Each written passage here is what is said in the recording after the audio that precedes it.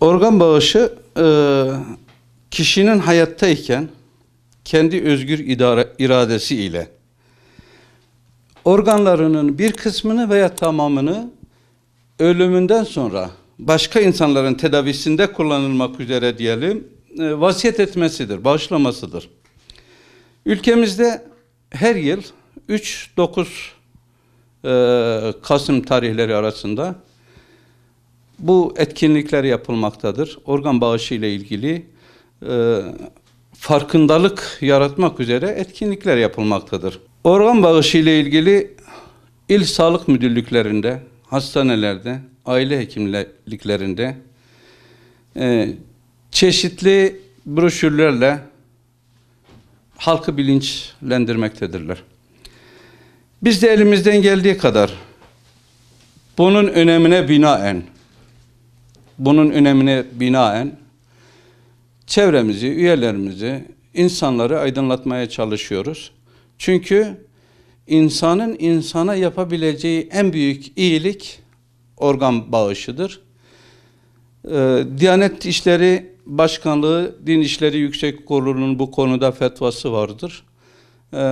Ve dolayısıyla en büyük iyiliği herkese yapması lazım. Şu anda yaklaşık olarak 28.000 kişi organ beklemektedir. Bunların başında en büyük kısmı böbrek gelmektedir. Akciğer, kalp, deri ve benzeri organlara ihtiyaç duyulmaktadır. Tabii bu alınan organlar iyi bir şekilde korunmak suretiyle başkalarına ulaştırılması yönünde Sağlık Bakanlığı gerekli tedbirleri almıştır. Organ bağışı yapıldıktan sonra, yani biliyorsunuz 18 yaşını doldurmuş, kendi hür iradesiyle, tabii acil serviste, yani hastanenin bir servisinde, evde, sokakta ölümler hariç olmak üzere, sadece yoğun bakımlarda